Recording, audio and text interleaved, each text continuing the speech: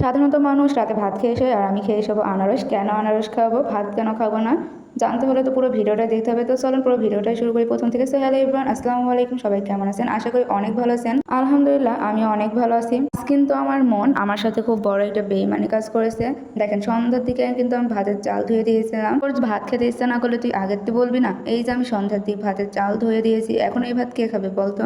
আনারস খেয়ে কি পেট ভরবে? তাই আর কি আনারস খাওয়ার জন্য রান্নাঘরে চলে এসেছি। এসে দেখি অর্ধেক আনারস রয়েছে। এখন কেটে কুটে একদম সুন্দর করে মাখিয়ে নেব। দেখা যাক খেতে পারি কিনা। খেতে না পারলেও খেতে হবে, কারণ আজ মন আমার সাথে বেইমানি করেছে। আমি সন্ধ্যার দিক ভেবে রেখেছিলাম ভাত খাবো, কিন্তু এখন মন বলছে আনারস খাবে। আর এই যে আমি আনারস করা শুরু করে দিয়েছি, দেখেন মনে হচ্ছে গায়ের পুরো শক্তিটাই দেওয়া লাগছে।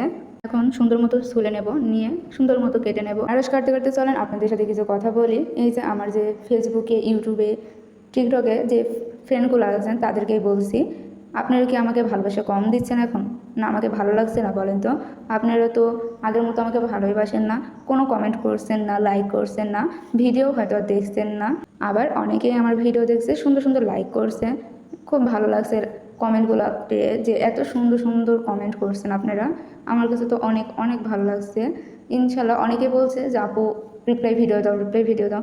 অবশ্যই দেবো রিপ্লাই ভিডিও। আর যারা আমার ভিডিও দেখেন কিন্তু লাইক কমেন্ট করেন না, তাদেরকে বলছি আমার পেজটাকে ফলো করে দিয়ে আমার সুন্দর সুন্দর ভিডিওগুলো দেখবেন এবং বেশি বেশি শেয়ার করে দেবেন।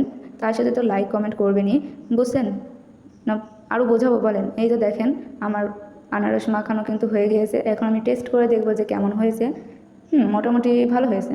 তো ভিডিওটা এই পর্যন্তই শেষ করছি। সবাই ভালো থাকবেন, সুস্থ থাকবেন, আর আমার জন্য দোয়া করবেন, আর বেশি বেশি সাপোর্ট করবেন আমাকে। আল্লাহ হাফেজ।